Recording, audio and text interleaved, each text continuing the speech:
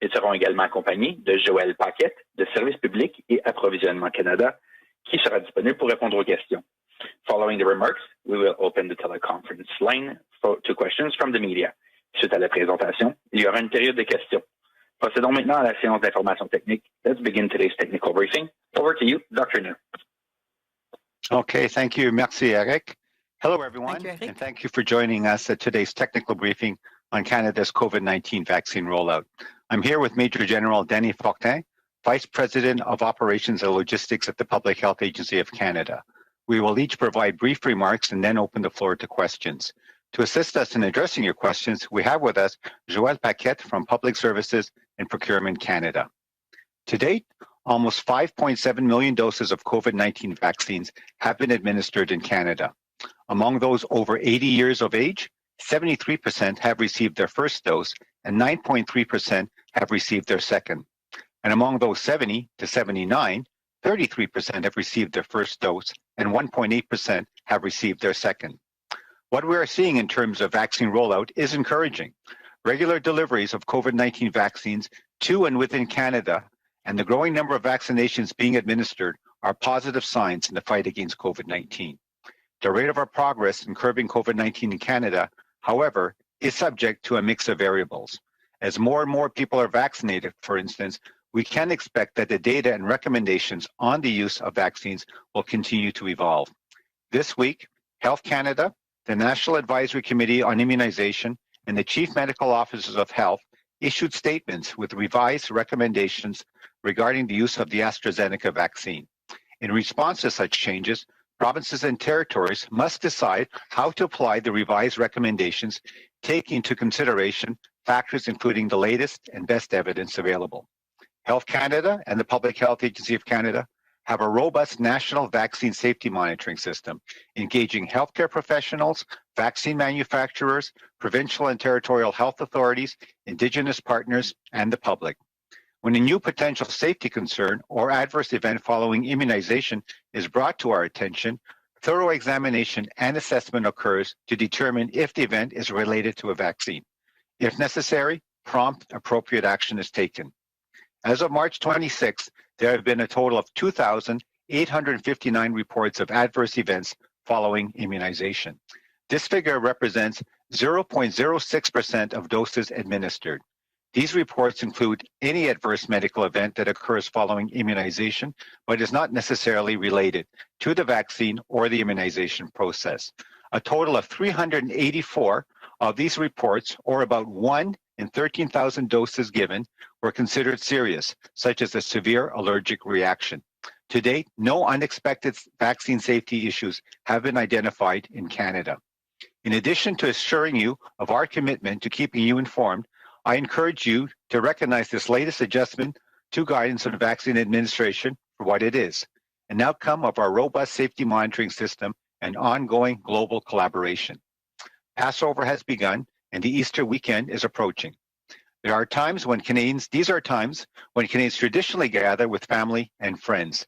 That's why I must also remind you of another necessary part of our collective effort to prevent the spread of COVID-19 in our communities. Throughout the country, we are seeing numerous cases and outbreaks of the virus. Increasingly, these involve strains that are variants of concern. This is an important time for all of us to maintain our commitment to what we're working so hard to achieve, keeping COVID-19 at bay in our communities. It is critical that we all keep following the important public health measures, such as physical distancing and wearing a mask.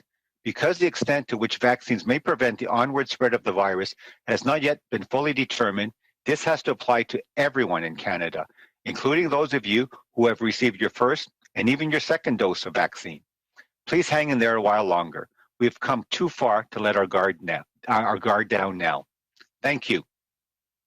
Bonjour à toutes et à tous. Hello, everyone, and thank you for joining us at today's technical briefing on Canada's COVID-19 vaccine rollout. I'm here with Major General Denis Fortin, Vice President of Operations and Logistics at the Public Health Agency of Canada. We will provide brief remarks and then open the floor to questions. aider à y répondre, To assist us in addressing your questions, we have with us Joël Paquet from Public Services and Procurement Canada. Jusqu'à présent, près de To date, 5,7 millions de doses almost de vaccins 5.7 million doses of COVID-19 vaccines have been administered in Canada. Among those over 80 years old, 73% have received their first dose and 9.3% have received their second. And among those 70 to 79, 33% have received their first dose and 1.8% have received their second. What we are seeing in terms of vaccine rollout is encouraging. Regular deliveries of COVID-19 vaccines to and within Canada, and the growing number of vaccinations being administered are positive signs in the fight against COVID-19. However, the rate of our progress in curbing COVID-19 in Canada is subject to a mix of variables. As more and more people are vaccinated, for instance, we can expect that the data and recommendations on the use of vaccines will continue to evolve. This week, Health Canada, the National Advisory Committee on Immunization and Chief Medical Officers of Health issued statements with revised recommendations regarding the use of the AstraZeneca vaccine. In response to such changes, provinces and territories must decide how to apply the revised recommendations, taking into consideration factors including the latest and best evidence available.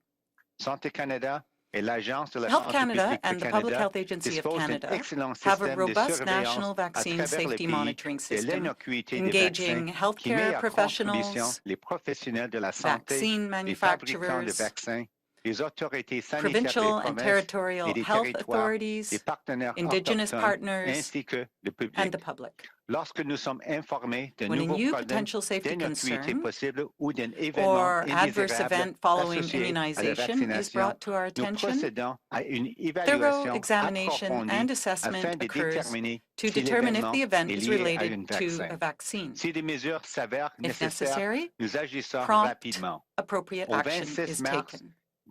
As of March 26, there have been 2,859 reports of adverse events following immunization. This figure represents 0.06% of doses administered. These reports include any adverse medical event that occurs following immunization, but it is not necessarily related to the vaccine or to the immunization process. A total of 384 of these reports, or about 1 in 13,000 doses given, were considered serious, such as a severe allergic reaction. To date, no unexpected vaccine safety issues have been identified in Canada. In addition to assuring you of our commitment, keeping you informed, I encourage you to recognize this latest adjustment to guidance on vaccine administration for what it is: an outcome of our robust safety monitoring system and ongoing global collaboration.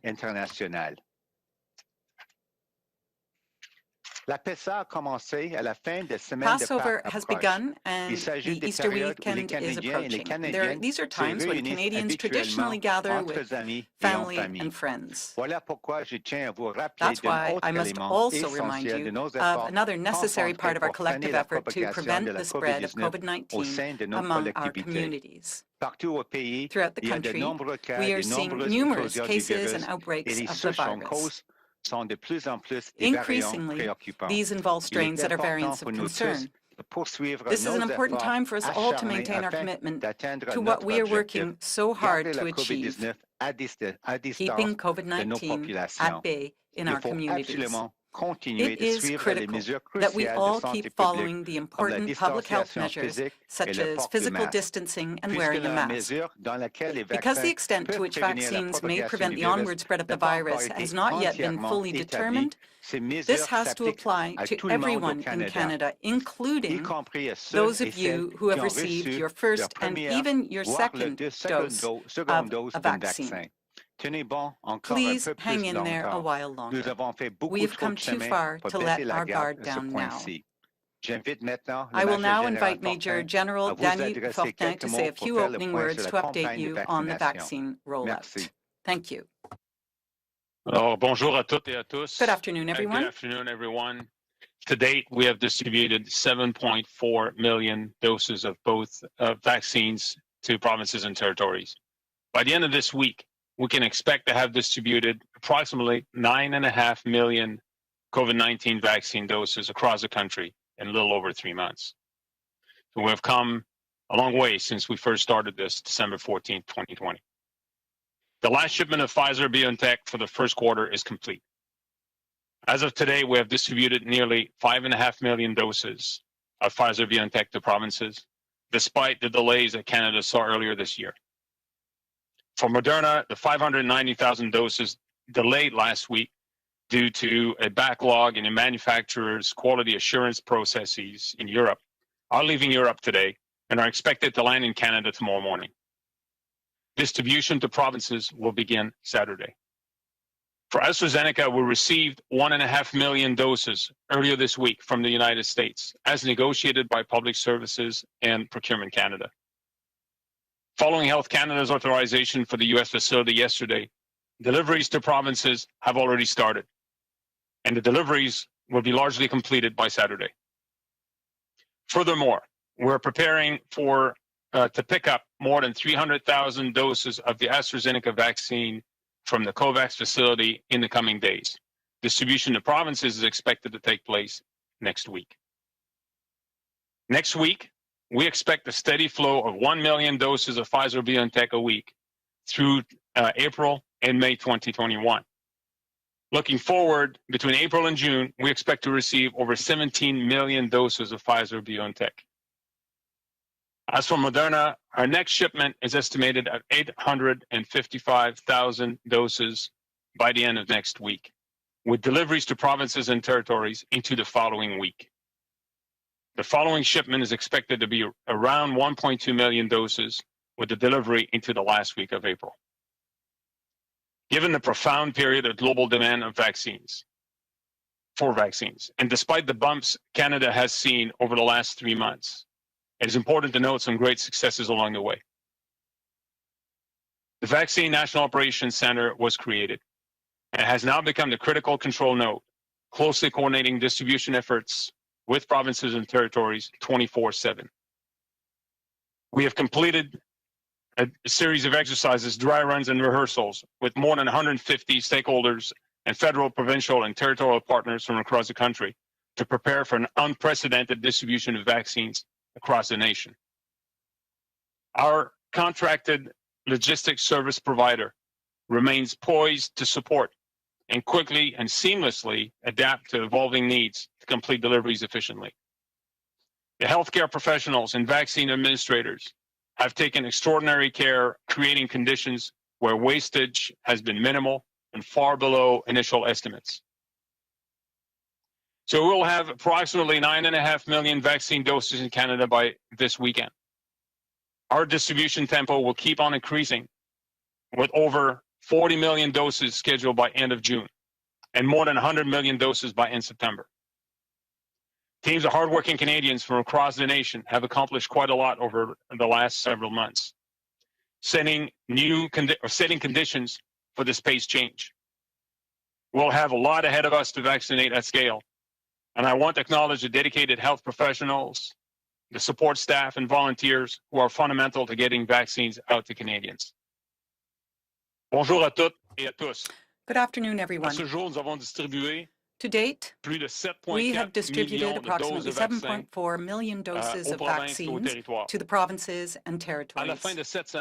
By the end of this week, we can expect to have distributed approximately 9.5 million doses of COVID-19 vaccines across the country in a little over 3 months. We've come a long way since our first deliveries to provinces and territories on December 14th.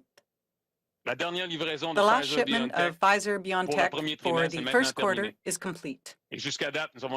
As of today, we have distributed nearly 5.5 million doses of Pfizer-BioNTech to provinces, despite the delays that Canada saw earlier this year. For Moderna, the 590,000 doses delayed last week due to a backlog in the manufacturer's quality assurance process are leaving Europe today and are expected to land in Canada tomorrow morning. Distribution to provinces will begin Saturday. For AstraZeneca, we received 1.5 million doses earlier this week from the United States, as negotiated by Public Services and Procurement Canada. Following Health Canada's authorization for the U.S. facility yesterday, deliveries to provinces have already started, and the deliveries will be completed for the most part by Saturday. Furthermore, we are preparing to pick up more than 300,000 doses of the AstraZeneca vaccine from the COVAX facility in the coming days. Distribution to provinces and territories is expected to take place next week. Next week, we expect a steady flow of 1 million doses of Pfizer-BioNTech a week through April and May. Looking forward, we expect to receive over 17 million doses of Pfizer-BioNTech alone between April and June. As for Moderna, our next shipment is estimated 855,000 doses by the end of next week, with deliveries to provinces and territories into the following week. The following shipment is expected to be around 1.2 million doses, with the delivery into the last week of April. Given the profound period of global demand for vaccines, and despite the bumps Canada has seen over the last 3 months, it is important to note some great successes along the way. The Vaccine National Operations Centre was created here in Ottawa and was created very quickly. It has now become the critical control node, closely coordinating distribution efforts with provinces and territories 24/7. We have completed various exercises, dry runs, and rehearsals with more than 150 stakeholders and federal, provincial, and territorial partners from across the country in order to prepare for a rollout. Our contracted logistics service provider remains poised to support and quickly and seamlessly adapt to evolving needs to complete deliveries efficiently. The healthcare professionals and vaccine administrators have taken extraordinary care, creating conditions where wastage has been minimal and far below initial estimates. And so, we will have approximately 9.5 million vaccine doses in Canada by this weekend. Our distribution tempo will keep on increasing, with over 40 million doses scheduled by the end of June and more than 100 million doses by the end of September. Teams of hard-working Canadians from across the nation have accomplished quite a lot over the past few months, setting the conditions for this pace change. We still have a lot of work ahead of us to vaccinate at scale, and I want to acknowledge the dedicated health professionals, support staff, and volunteers who are fundamental to getting the vaccines out to Canadians. Thank you. Thank you, Major General Fortin. We will now open the phone line to questions. If you have a question, please press *1 on your phone. Si vous avez une question, appuyez sur étoile 1 sur vos téléphones. We ask that you identify yourself and include the media outlet you're representing. We'll be taking questions in both official languages. Veuillez vous nommer et nous dire quel média vous représentez. Vous pouvez poser vos questions dans l'une des deux langues officielles. Now we'll take the first question. Operator, over to you. Thank you, merci. So please press *1 at this time for any question. Veuillez appuyer sur étoile 1 maintenant pour poser une question. And you may cancel your question at any time by pressing *2. Vous pouvez à tout moment annuler votre question en appuyant sur les touches étoile et 2. The first question, la première question est de Catherine Lévesque de la Presse canadienne. Please go ahead. La parole est à vous. Question, Presse Canadienne. Oui, bonjour à vous deux. Good afternoon to both of you. My questions are for Major General Fortin.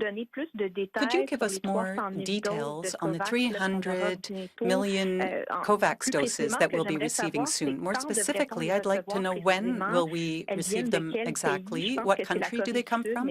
I think it's South Korea, but perhaps you could enlighten us. And could you please tell us when those doses will expire? Oui, alors merci pour la question. Thank you Je for pourrais the vous dire question. qu'on s'attend à recevoir un peu What I plus de can tell 300 you is that we 000 expect to doses. receive a little more than On s'attend à ce que 300,000 ce soit la doses. semaine, qu'on puisse We les ramasser en expect début de semaine them prochaine. to be picked up at the beginning of L'horaire next week. d'échéancier exact demeure Now, à the être déterminé. exact timetable Et puis on still s'attend à has aller to les be chercher en determined. Europe. We expect Effectivement, to ils ont get them été in Europe, produits and yes, à différents endroits, they dont la have Corée been du Sud, mais on produced in s'attend à aller les various areas, chercher en Europe including la semaine South prochaine. Korea, but we expect to pick them up from Europe next week. Et si vous aviez la date Follow-up question, do you have the expiry date? And my other question is about Johnson & Johnson. Minister Anita Anand told us a few days ago that we would begin receiving the first doses at the end of the month.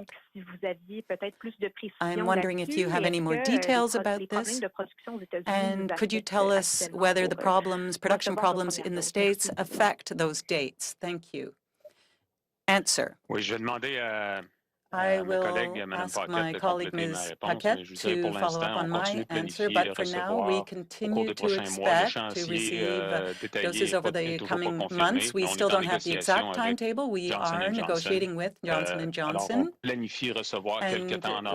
we expect to receive a shipment, an initial shipment sometime in April, but I won't speculate beyond that. I still don't have an exact date for those deliveries. Effectivement, nous n'avons pas encore l'information. And that is correct. We don't have all the information. Currently, we are negotiating with the company. And with respect to the situation in the United States, we do not believe that any of those issues will have an impact on deliveries into Canada. Thank you. Merci, Joël et Major Général Fortin. Opérateur, prochaine question. Next question, please. Thank you. The next question, la prochaine question est de David Thurton from CBC News. Please go ahead. Your line is open. Hi, thanks for taking our questions. This one is for Major General Fortin. As someone who continues to serve, how do you feel about these most recent allegations involving Vice Admiral Hayden Edmondson?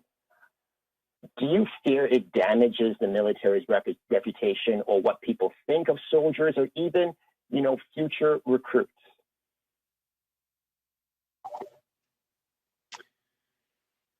Well, as this matter is under investigation, I'm not going to comment this case. I think Canadian Armed Forces members are proudly serving their country, and I personally will continue to serve proudly my country.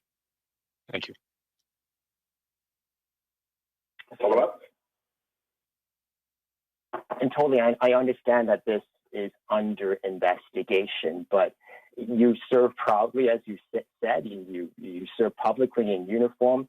Does this not in any way cause alarm or worry or trouble when you hear about these allegations? I totally understand, Major General Fortin, that an independent investigation is going on, but surely you must have something to say about the impact that this has on the reputation of the Canadian Armed Forces.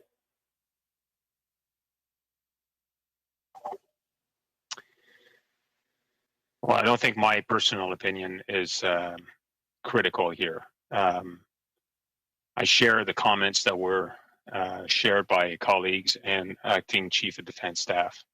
But really, I'm focusing on the delivery of vaccines, and that's what my mission is, and I'll continue with that mission for the time being. Thank you. Thank you, Major General Fortin. Operator, next question.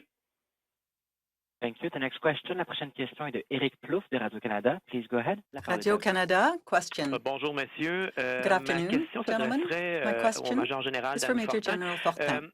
Je voudrais savoir, est-ce que le contrat d'exportation avec l'Union européenne a été signé pour la semaine prochaine et la semaine suivante? Next week with Europe has been signed, and if not, could you tell us why? Oui, c'est le général Fortin. Alors, pour ce qui est de contrat, je vais me tourner vers ma collègue, Madame Paquette. I will allow my colleague, Ms. Paquette, to answer. But what I can tell you is that we have a very robust process in terms of receiving our vaccines from Europe, from the European Union. And that process is maturing. And there is no indication that there will be any problems in vaccine deliveries. D'accord. Thank you. Joël, est-ce que vous avez une réponse? Joël, do you have anything to add? What I will add is that it is not a contract. These are measures that were put in place by the European Union, and we work continuously with our colleagues within global affairs to make sure that all is operating smoothly. Thank you very much. And a follow-up for Dr. Do you know when you will be issuing any more recommendations regarding the AstraZeneca vaccine? Answer. If I understood your question correctly, I'm not sure what exactly you're asking for. Our advisory committee, the National Advisory Committee, continues to work with recommendations and with best evidence with any issues that arise. And perhaps next week there will be other recommendations in terms of dose intervals. However, I can't tell you when the advisory committee will be giving its next recommendations. They continue to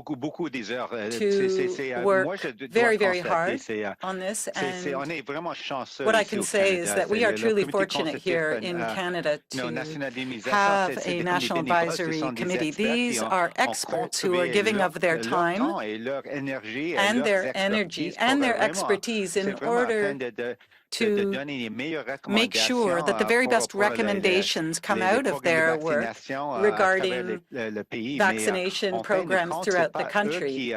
In the end, they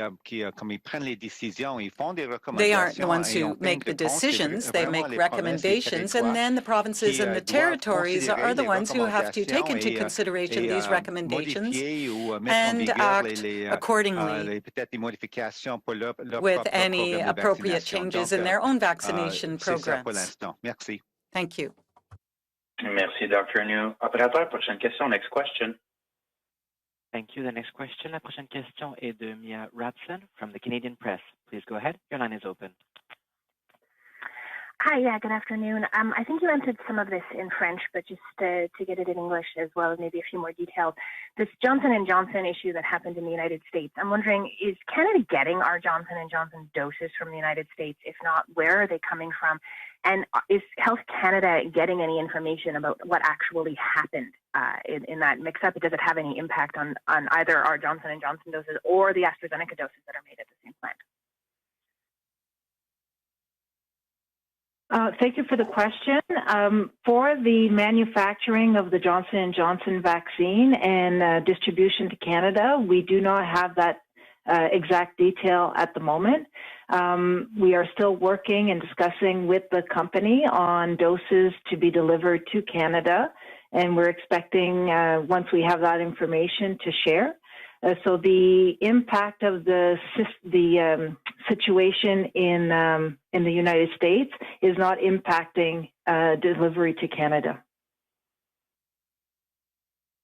Thank you. Follow-up?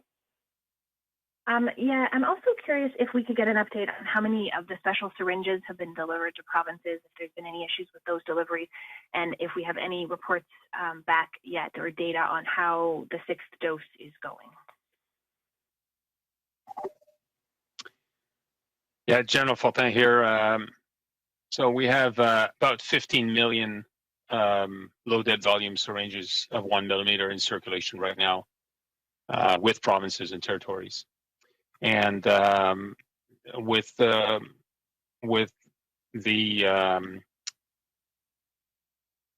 coming in force of the 6th dose, for lack of a better term, several weeks back, we had an opportunity to ask provinces to report on their ability to extract the sixth dose after several weeks of doing it. And the reports indicate that we have a very high percentage. With a very high percentage, we are consistently able to draw the sixth dose. I think the numbers are above 98%. The cases where this was not possible are largely due to people that are just getting used to doing this process over and over. But we have a very good, I guess the bottom line is it's a non-issue. It's really been working very well across the country, and those special syringes that we continue to procure with our PSPC colleagues and push them out to provinces so that they can execute this consistently. Thank you. Operator, next question. Prochaine question, s'il vous plaît. Thank you. The next question. La prochaine question est de Hélène Buzetti, des groupes d'information. Please go ahead. La parole est à vous. Oui, bonjour. Je sais pas, j'imagine que ma question est pour M. Fortin. Je regarde le graphique du taux de vaccination par province et je constate que systématiquement, le Québec est plus élevé quand même de manière significative. Le graphique que j'ai suivi parle de 7,5%. According to this graph, I see it's higher by 7,5%, qui est d'ailleurs le taux en Colombie-Britannique, en Alberta, en Saskatchewan. And the same is in British Columbia and Saskatchewan. But when we look at the other graph and about the number of doses sent, it seems to be about equal. So how can you explain that Quebec seems to be vaccinating more people than the other provinces? Answer? Well, I'll have a partial answer, and perhaps Dr. New can answer as well. I think this shows that the provinces and the territories are really truly responsible for their own immunization programs. They put in place their various programs and their ways of vaccinating their populations. And some use pharmacies and clinics more than others. Some use mobile clinics, temporary clinics. So there are various ways of providing these vaccinations throughout the country. And each province determines which regions will be priority regions, as Dr. New has said and can expand on. So all this is being considered in various areas. Provinces are taking into account their own factors. And the provinces also have different population densities. And so opportunities are different in these provinces, depending on whether you're talking about rural regions or urban areas. So those are also factors. I would add that it's also fair to say that information is constantly being collected, and sometimes there can be delays in the actual reporting of that information. So that may also explain some of the discrepancies. Thank you. And thank you. This is Dr. New. I don't really have much more to add. Except this. Quebec has done a great job. And this is something that we are always discussing with all our counterparts in the provinces and territories. There truly is good collaboration between the provinces and territories to exchange information and to also exchange best practices. Best practices in terms of administering vaccines in their own jurisdictions. And I would say that Quebec has lots to share with provinces and territories. And the same goes for the other provinces and territories. Thank you. Follow-up question. Or rather, a follow-up answer. What we've heard is that there are less vaccines being administered in Ontario, but from what I understand, based on the numbers, there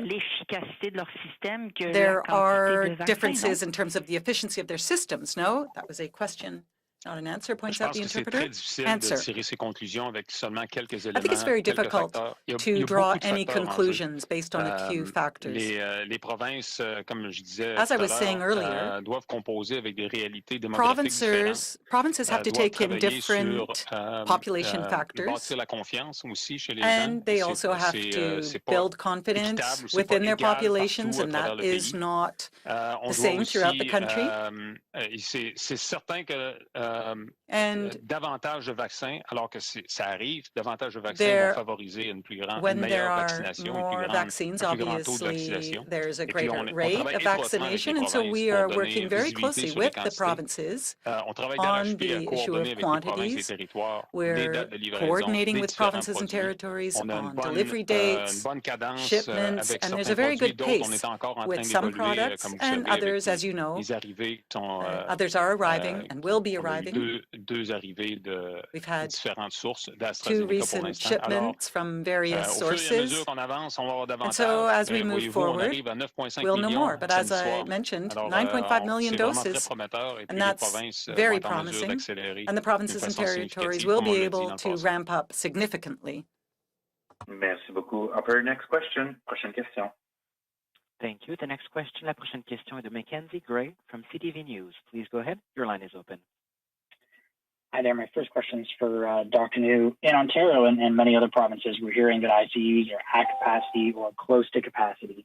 Has any of the provinces reached out to Health Canada or PHAC to ask for assistance? And what kind of tools and resources could PHAC or Health Canada give the provinces if they're overwhelmed in an ICU situation? Well, thank you for the question. Personally, at the present time, I'm not aware of any specific requests, but I do know that certainly with our operations center, we have a single point of contact for the provinces and territories should they need what we call surge capacity of any kind to make that request to the Public Health Agency of Canada. There's quite a suite of resources that we can offer in terms of surge capacity support. Everything from field epidemiology type support, laboratory support. Certainly, there's also field hospitals and other supplies that we can bring to bear. So I would say at the end of the day that we're open to any request, and to the extent possible from the federal government perspective, we're certainly open to discussions and see what we could do should a certain type of request come forward. With respect to, you say, for the ICU capacity and so on, yes, I, along with all of the other sort of public health and medical experts across the country, we're very concerned, with the variants becoming an increasing proportion of cases throughout the country, especially I would say the 6 provinces, quote, west of the Atlantic region, and ICUs getting filled up. You can see what's happening, obviously, right now in Quebec and Ontario, and even in BC and other provinces, the type of measures that the governments have to be putting in place. I say besides governments, we've said this before, it also comes down, I think, to every single Canadian. There's everything that we've said that I think applies, again, in terms of personal measures. And I think, a sense of personal responsibility, especially with the long weekend just upon us. It's usually something that we worry about because we have seen in the past a spike in cases following sort of a long weekends, Thanksgiving and then over the Christmas break, etc. So we're very worried, and really, I would implore all Canadians, be it Passover that's begun, and as I said, and Easter, stay home, and only with the members of your immediate household. Even if you have family members, I think in the same city, especially in a part of the country where there's obviously a resurgence, have a virtual celebration and connect through other means, but don't get together indoors, especially.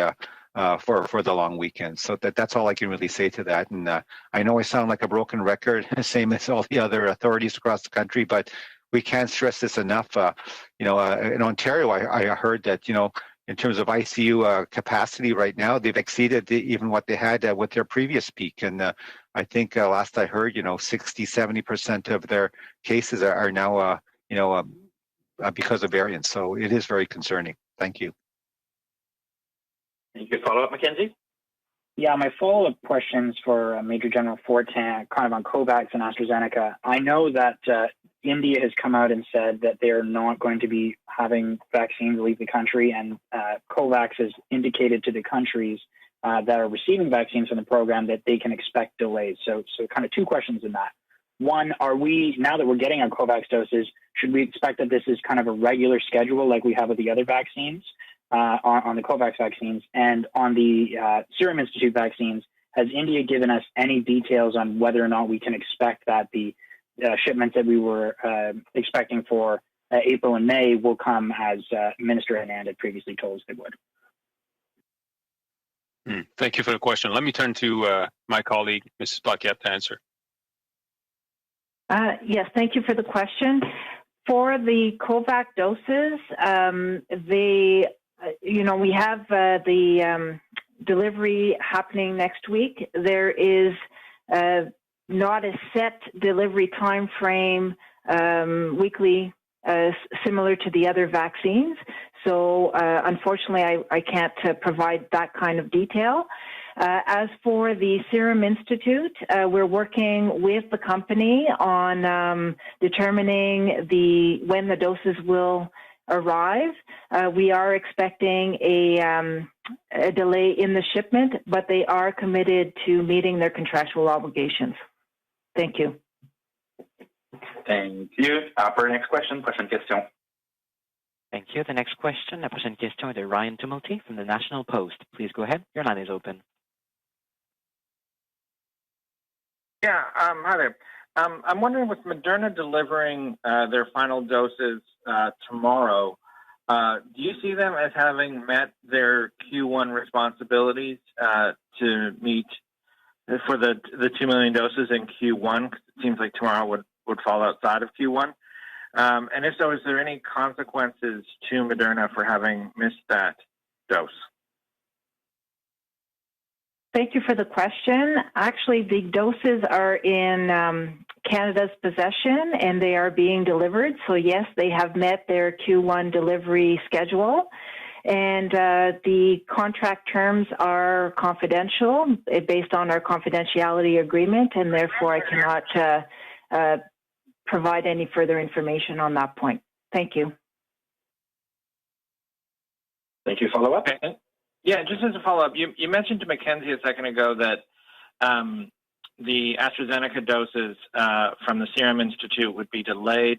Wondering if you can get more details into those delays. And also on the AstraZeneca doses, I'm wondering, given the changes in the recommendations and maybe some hesitancy out there, how you're going about ensuring that people have confidence in that vaccine, and if you're concerned about that. So I will answer on the delay from the Serum Institute. So we do not have the information with when we're going to get the doses. As I said, we are in conversation with the Serum Institute to determine when we will obtain those doses. And I will turn to Dr. New on your further question. Thank you. Thank you for the question. With respect to, I guess, the issue of vaccine confidence in the AstraZeneca vaccine, yes, we get it. You know, it was I guess, a hard decision by so the provinces and territories in terms of discussing the pros and cons based on the evidence that was given to us by NACI with respect to this rare event, but obviously a rare event that could have serious consequences. If you look overall, I would say that the AstraZeneca vaccine is safe and effective. You know, 20 million doses plus have been administered worldwide, and only a few of these very rare side effects have been reported. But having said that, I think it is the due diligence of the authorities in Europe to look more closely into the situation, to get the data, to do the investigation, and obviously for Health Canada, our regulatory colleagues, they're very plugged in. They've attended meetings of the European Medicines Agency and are following very closely and also getting the data. I think, part of the issue and challenge is that in terms of public confidence, I would say that it is actually a plus that people can see that our regulatory system and also our surveillance system here in Canada for adverse events following immunization is very robust. You know, the fact that also in Europe they have a very good system and picked up this rare event and that there was good international collaboration, exchanging information and so on is very good. I think in terms of moving forward, I have no hesitation saying that if the AstraZeneca vaccine was offered to me tomorrow, I would take it. Certainly this vaccine, along with the other 3 approved vaccines, have all been shown to be very, very effective in preventing serious illness and death. And so I think that still stands. Certainly for those over 55, I wouldn't hesitate to recommend, yes, if that's the first vaccine that's offered to you, you should take it up. So that's one thing.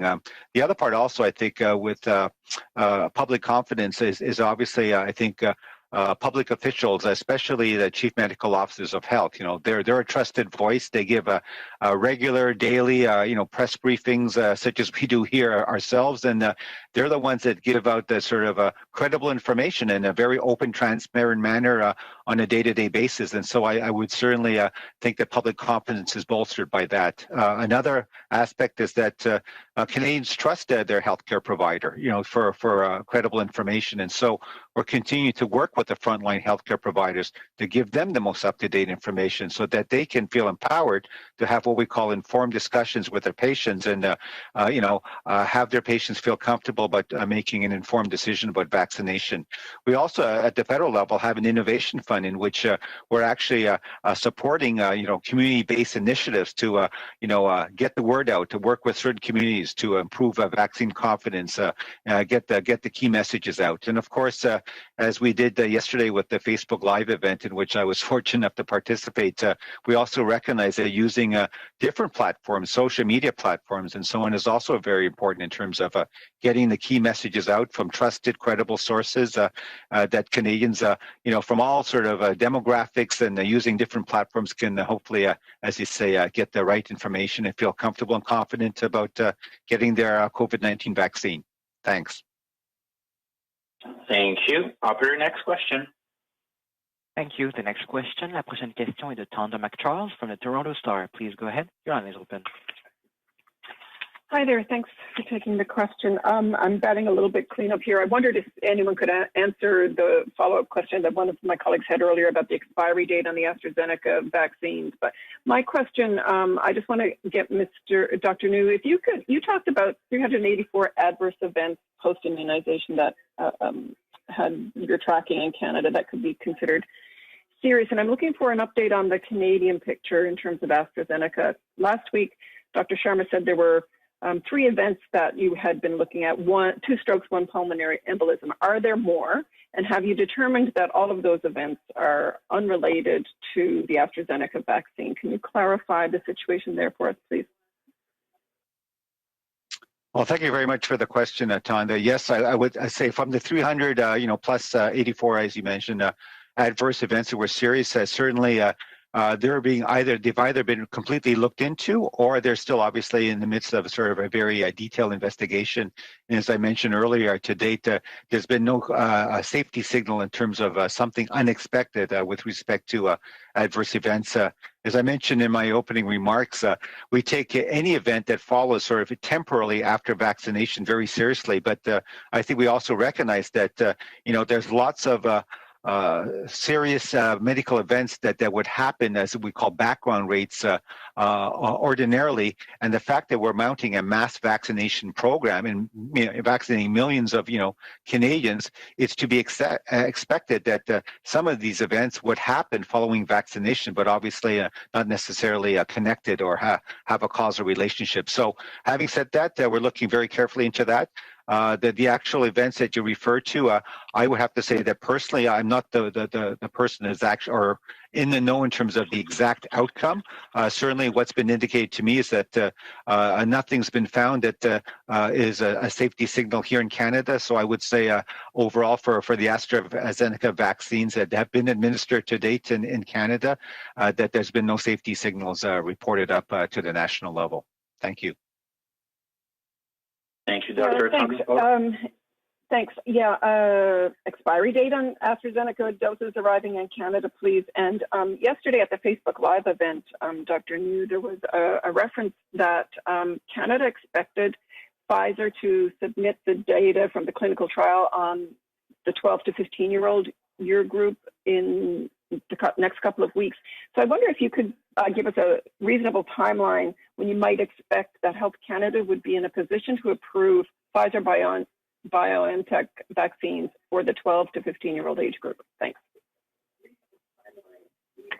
Okay, so maybe I'll go for the question about the 12 to 15-year-old age group, and I think it's great news, encouraging news. That Pfizer BioNTech, with respect to the clinical trials, still underway, but obviously having good results for the 12 to 15-year-olds. Obviously, I think we all understand the regulatory process now quite well in terms of a submission probably in the U.S., but for Health Canada, my understanding, but certainly I would defer to our Health Canada colleagues, is that they would anticipate, but they certainly can't force the company, but the company is probably anticipated to submit something to Health Canada probably in the next week or so, in April, with respect to results of the trials for the 12 to 15-year-olds. And then, of course, after that, Health Canada doing its due diligence in terms of looking carefully at the data and so on. I certainly wouldn't want to sort of force a timeline on them. They just have to do what they need to do as an independent regulator with respect to once they receive the submission and the data, taking a very careful look and then making their decision with respect to a potential approval in the future. Thank you. Yes, General Fortin. Andrew, I'll answer that question on expiry dates. The 1.5 million AstraZeneca doses that we just received are just rolling out today and Saturday onwards. The vast majority, actually 2/3 of it or so, expire in May, the rest in June. Thank you. We have time for one last question. Une dernière question, opérateur. Thank you. The next question, la prochaine question est de Lynn Desjardins de Radio-Canada International. Please go ahead. La parole est à vous. Radio-Canada International. My question is, we've seen differences between what NACI recommends and public health recommends with regards to the safety of AstraZeneca. Are you recommending it for not for under 55-year-olds, number one? And number two, do you have any information on whether Canadians have refused to take it? What's the uptake? We know that there were vaccines that expired on April 1st, and I want to know if any of those got wasted. It's Dr. Yu. Maybe I can start, and maybe just to clarify your question with respect to recommendations. Certainly, there's sort of a sequence there. With respect to the rare events that occurred, certainly picked up safety signals potentially in Europe. The regulator, Health Canada, issued what we call further terms and conditions to AstraZeneca with respect to asking for more detailed data, stratification by age and gender and so on, to also do a further analysis. Following that, NACI, our National Advisory Committee on Immunization, obviously also took a look at the data, what was gathered, in Europe and so on.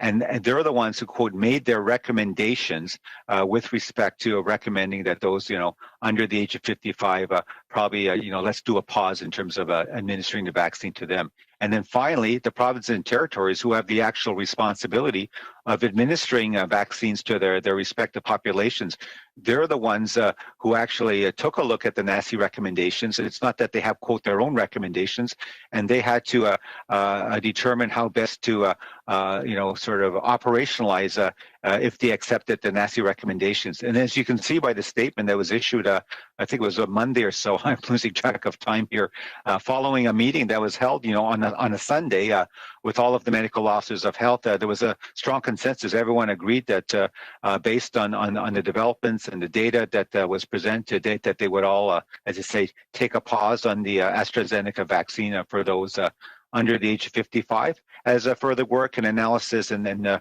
further, I guess, acquiring of data is taking place as we speak. And so that's the current status, and it's certainly seen as a temporary step as we wait for further data and evidence to emerge. Thank you. And what about Fortin here for your other question. Yeah. General Fortin here for your other embedded question here about Covishield numbers.